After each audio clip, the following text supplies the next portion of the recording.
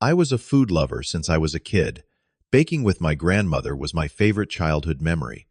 After college, I opened a small bakery called Heritage Treats, using her recipes.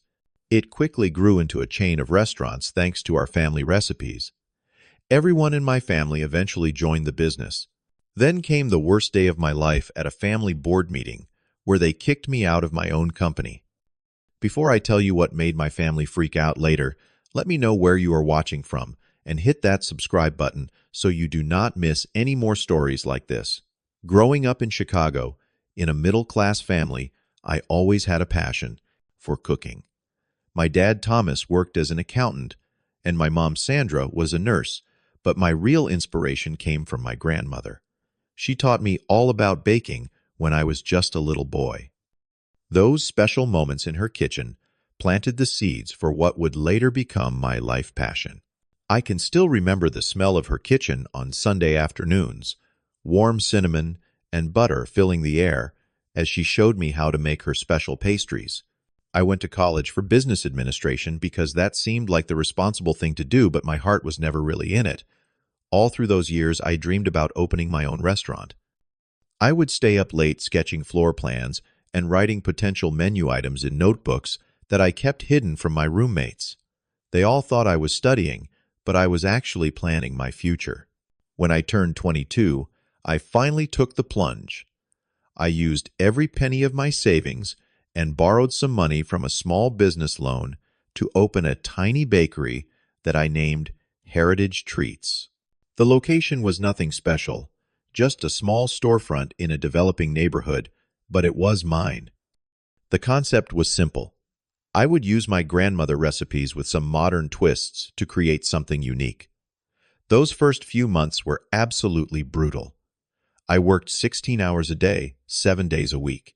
There were nights I literally slept on a cot in the back room because I was too exhausted to drive home. I did everything myself, from baking to serving customers to cleaning the floors at closing time. The stress was overwhelming, but every time someone took a bite of my food and smiled, it made everything worth it. My big break came about 6 months in. A local food blogger stopped by, tried my signature cinnamon roll, and wrote a glowing review. The next day, there was a line out the door before I even opened. Suddenly, people were driving from across town just to try my baked goods. It was overwhelming, but in the best possible way. With business picking up, I finally had enough money to hire a couple of employees. David was my first hire, a culinary school graduate who became my right-hand man in the kitchen. He got my vision immediately and brought his own creativity to the table. With David handling some of the baking, I could focus more on growing the business. The local business magazine named me Rising Young Entrepreneur of the Year, which brought even more attention. I started getting calls from reporters and even a few investors. It was surreal how quickly things were changing. My little dream was becoming something much bigger than I ever imagined. My sister Lily graduated from college around this time with a marketing degree. She was struggling to find a job in her field, so I offered her a position managing our social media and marketing efforts. She turned out to be brilliant at it. Her posts showcasing our colorful pastries went viral several times, bringing in customers from neighboring states. With the increased popularity, my parents started paying more attention to what I was building. They had been supportive but distant until they realized how successful Heritage Treats was becoming. Dad started dropping by more often, looking over my books and making suggestions about the financial side. Mom began talking about how the business could expand with the right investment. At first, I was thrilled by their interest. After all, this was a family business built on family recipes. It seemed natural to have them involved. When they offered to invest their retirement savings to help me open a second location, I gratefully accepted. The new shop in a busier commercial district was an instant hit. Lines formed every morning before opening, and we frequently sold out of everything by early afternoon. Looking back now, I can see that was the moment everything began to change, though I was too excited to notice it at the time. My little bakery was growing into something bigger, and my family was becoming more involved. I thought we were building something amazing together. I had no idea what was coming next. 3 years flew by, and Heritage Treats had expanded to 5 locations across the city. Our annual revenue hit the 7-figure mark, which still amazed me every time I looked at the financial reports. What started as my small dream had become a legitimate business empire, and my family had become increasingly interested in being part of it. My dad, Thomas, approached me after reviewing our quarterly earnings. He was dressed in his usual pressed shirt and tie, looking more like he was heading to a corporate meeting than a family discussion. He laid out a proposal that made perfect business sense, but would change everything. "Dylan, I think it is time I quit my accounting job and come on full-time as Chief Financial Officer," he said, sliding a professional-looking presentation across the table. "Your mother could handle human resources. We both want to commit completely to making this business as successful as possible."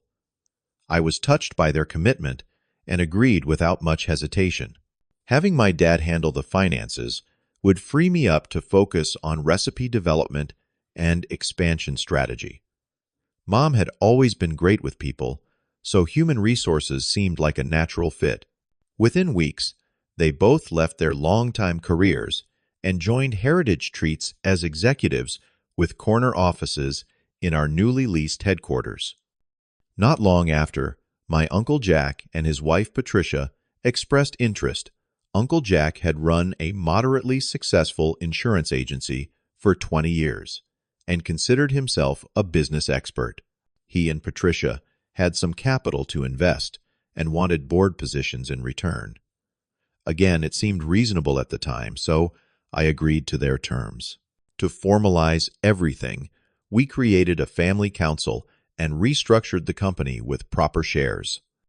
I retained 40% ownership, with the remaining 60% distributed among family members based on their investments. I still had the largest individual stake, but collectively, my family now controlled the company. I thought nothing of it at the time, assuming we all wanted the same things. The weekly family council meetings started out productive, but quickly became battlegrounds. Dad would arrive with spreadsheets showing how we could increase profit margins by using cheaper ingredients. "No one will notice if we substitute this premium chocolate for the standard brand," he would insist. "We could save thousands each month." Uncle Jack was even more aggressive. "We should be licensing your grandmother recipes to national restaurant chains," he argued during one particularly heated meeting. "We are sitting on a goldmine of intellectual property." Mom, who I thought would be my ally, started pushing her own agenda. "My nephew Brian needs a job," she announced one day. "I think he would make an excellent general manager for our downtown location." The fact that Brian had zero restaurant experience did not seem to concern her. I found myself constantly fighting to protect the quality and values that had made Heritage Treats successful in the first place. "Our customers come to us because we use premium ingredients," I would explain, trying to keep my voice level. "They can taste the difference. That is our competitive advantage." My arguments fell on increasingly deaf ears. Family members started making decisions without consulting me. New suppliers were contracted, staff was shuffled around, and policies changed. I would walk into stores to find things implemented that I had never approved. The most painful blow came when David, my first employee and loyal kitchen manager, was fired without my knowledge. He called me in tears one evening. "Your uncle said I was too expensive and not a good culture fit anymore," he told me. He already had my replacement waiting in the wings. 2 distinct factions formed within the company. On one side were the original employees, who shared my vision and values. On the other were my family members and the new hires they brought in, all focused on maximizing profits and expanding as quickly as possible. The turning point came when I visited our original location one morning and ordered our signature cinnamon roll, the very item that had put us on the map. Something tasted off. I took it to the kitchen and demanded to see the recipe card. The ingredients had been changed, cheaper alternatives substituted for the premium ones my grandmother had insisted on. When I confronted the staff, they showed me an email from my father authorizing the changes. I was livid. That evening, I checked our online reviews and discovered a disturbing trend. Regular customers were complaining that the quality was not what it used to be. Not worth the price anymore, one review stated bluntly. Something has changed, and not for the better, said another. When I raised these concerns at the next family meeting, I was told I was being too precious about recipes. This is business, Dylan, my father said dismissively. The numbers speak for themselves.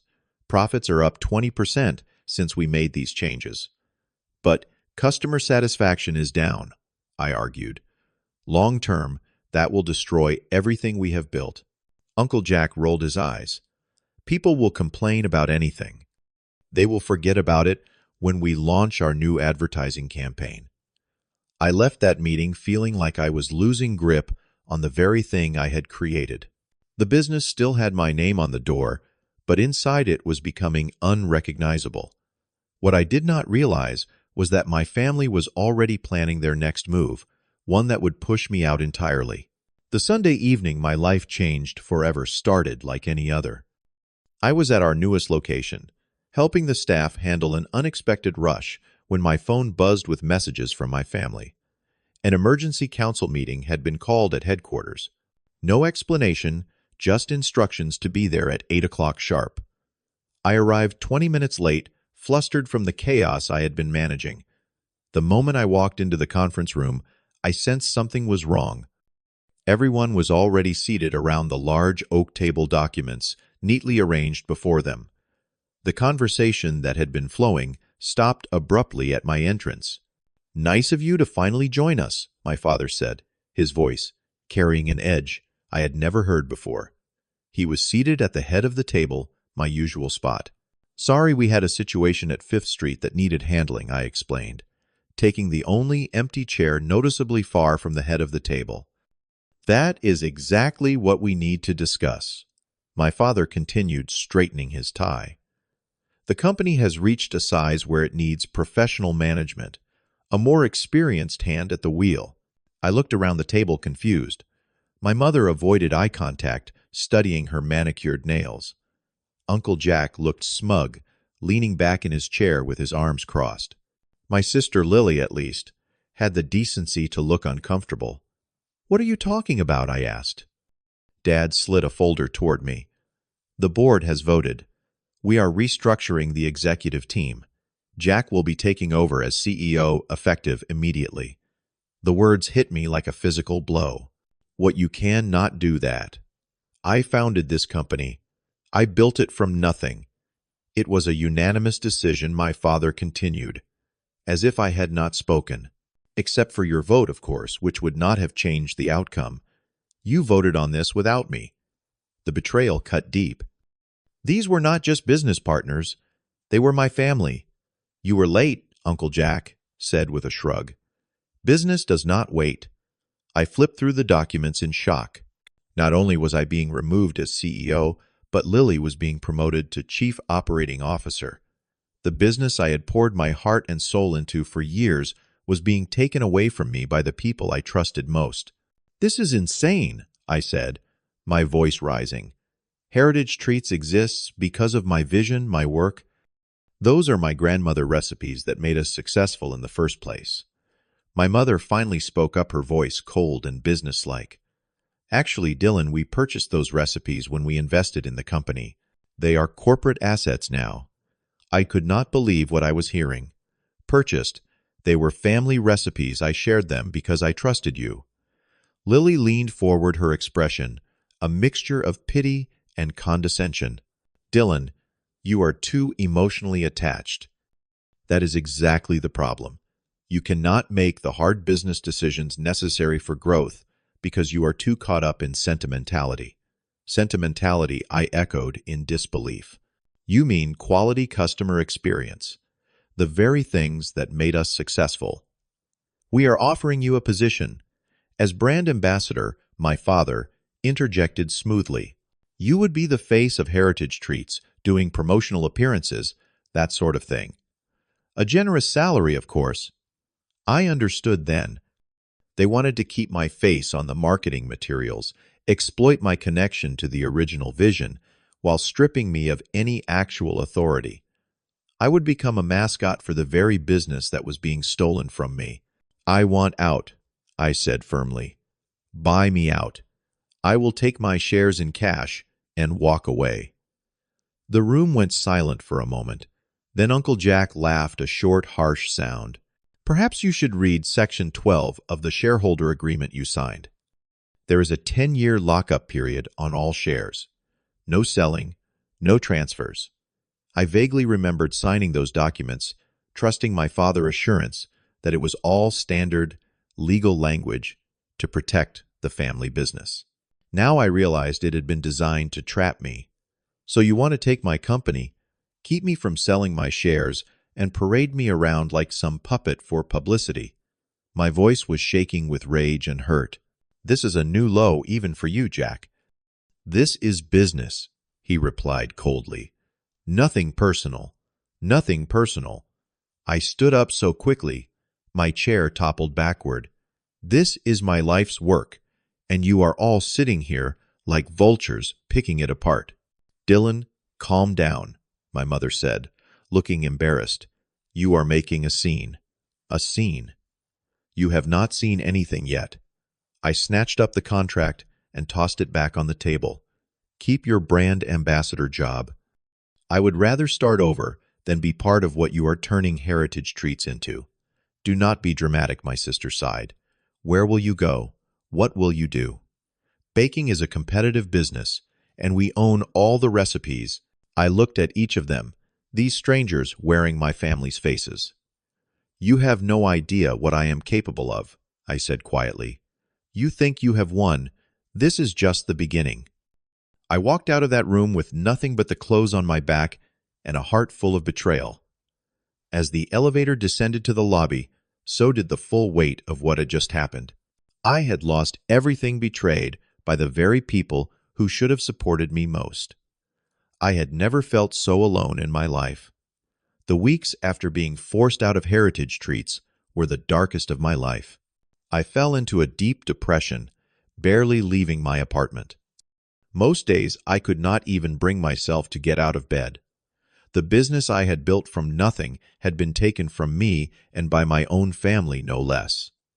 The betrayal cut deeper than any business setback ever could. I stopped answering calls from friends. I avoided social media, where I would inevitably see updates about Heritage Treats. Sleep became either impossible or all I wanted to do. My identity had been so wrapped up in being the founder and creator of Heritage Treats that without it, I felt like a ghost of myself. One morning, after nearly a month of this existence, I forced myself to leave my apartment. I needed coffee, and my kitchen was embarrassingly empty. At a small cafe 3 blocks from my place, I stood in line, staring blankly at the menu, when I heard a familiar voice. Dylan, is that you? I turned to see David, my former head baker, the first person I had ever hired. He looked good, his chef coat crisp under an open jacket, though his expression turned to concern when he saw me. Man, you look rough, he said, abandoning his place in line to stand beside me. I have been trying to reach you for weeks. The genuine worry in his voice broke something in me. We found a table in the corner, and over coffee that I barely tasted, I told him everything. The family council meeting being voted out the shareholder agreement that trapped my investment. David listened without interrupting, his expression darkening. When I finished, he shook his head. That is beyond messed up. But honestly, things at Heritage have gone downhill fast since you left. What do you mean? I asked.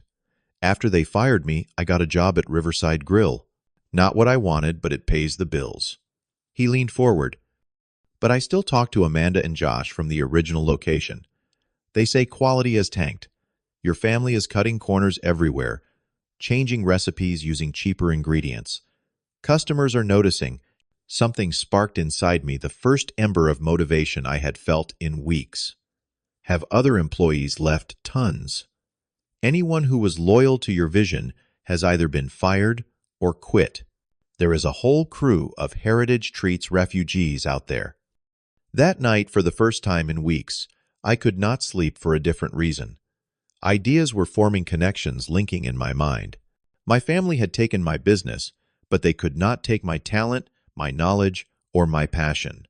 I realized something crucial: the recipes they thought they owned were incomplete. My grandmother had never written down her complete recipes. There were techniques, little touches, secret ingredients that had only been passed down orally. I had incorporated these into heritage treats, but they existed only in my head and my hands. The recipes my family thought they owned were hollow shells of the real thing. The next morning, I called David.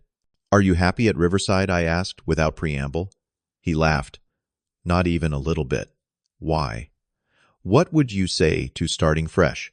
A new bakery, the real heritage treats, the way it was meant to be." There was a pause.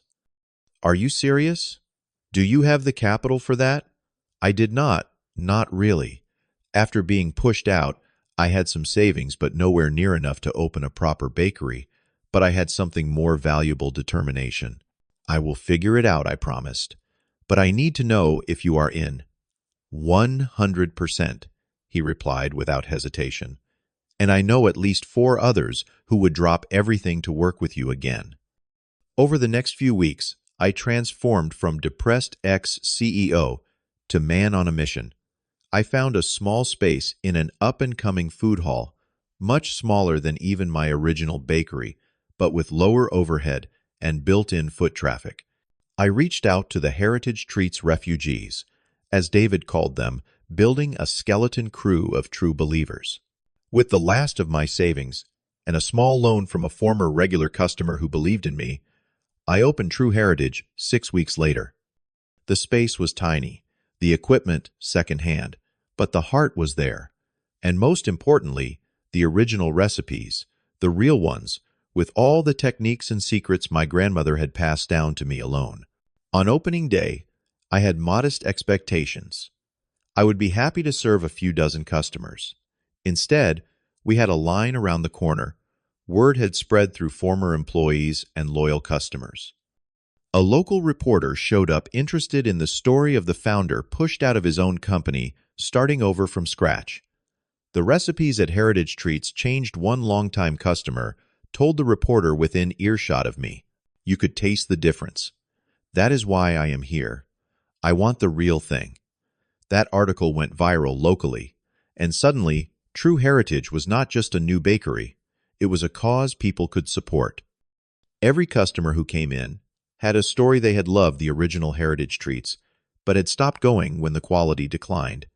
They were thrilled to have found the authentic experience again. Within 6 months, we had outgrown our food hall space. I signed a lease on a proper storefront, not far from where my original bakery had been. We expanded the menu, hired more staff, but kept our commitment to quality and authenticity above all else. Meanwhile, Heritage Treats was struggling. Without the soul of the original recipes, customer satisfaction plummeted. They tried to compete by lowering prices, which only led to further quality reductions. It was a death spiral.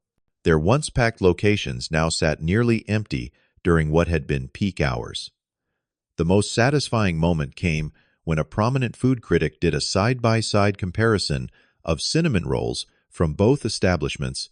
"There is simply no comparison," the review concluded. True Heritage offers what can only be described as the platonic ideal of a cinnamon roll, while the Heritage Treats version is a pale corporate imitation. It is difficult to believe they were once the same business. My sister Lily, who had been so smug during that fateful board meeting, was the first to reach out. Her voice was tight with panic when she called. "Dylan, we need to talk. Heritage Treats is in trouble." I savored the moment briefly, before responding with casual interest. "Oh, what kind of trouble?" "Financial trouble. Serious trouble. Dad and Uncle Jack have run the company into the ground. We are 3 months behind on payments to suppliers. The bank is threatening foreclosure on 2 locations." She paused, then added with transparent insincerity, "We miss you." "The company misses your vision." "That is interesting," I replied, "because 7 months ago, My vision was the problem. Remember, I was too emotional, too attached to quality and tradition. We made a mistake.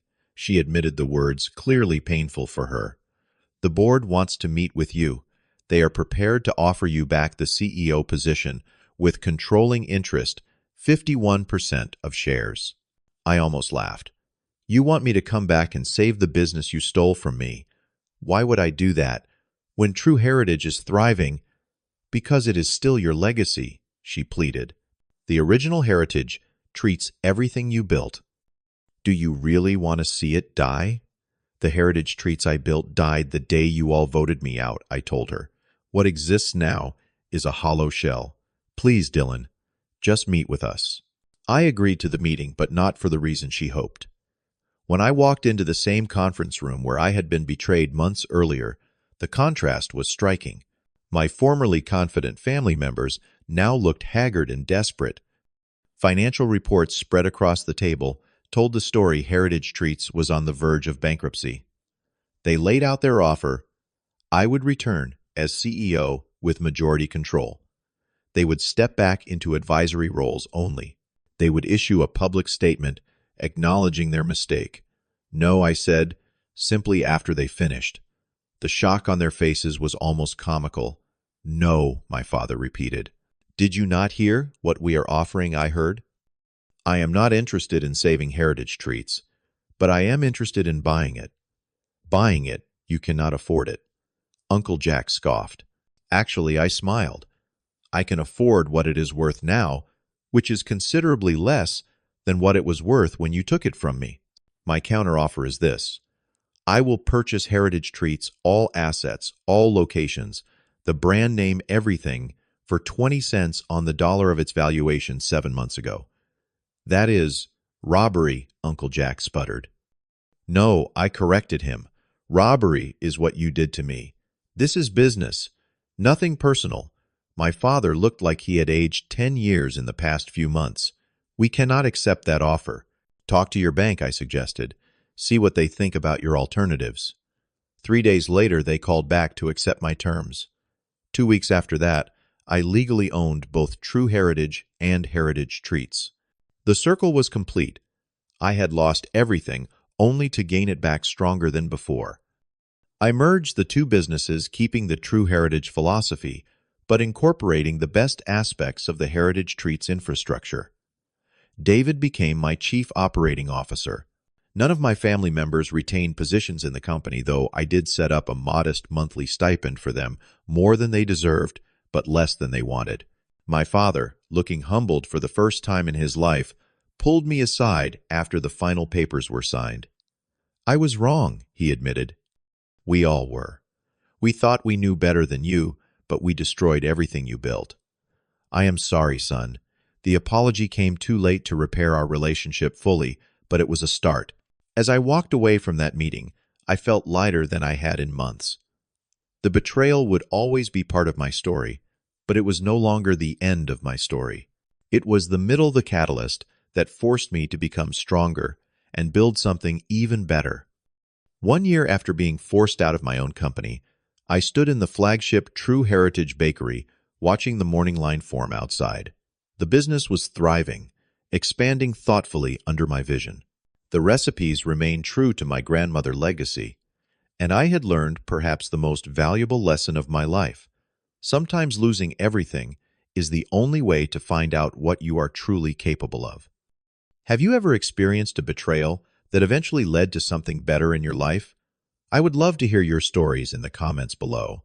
And if this story resonated with you, please hit that like button, subscribe to my channel, and share this video with someone who might need to hear that their worst setback could actually be setting them up for their greatest comeback. Thank you for listening, and remember, sometimes when one door closes, it is because you were meant to build your own house.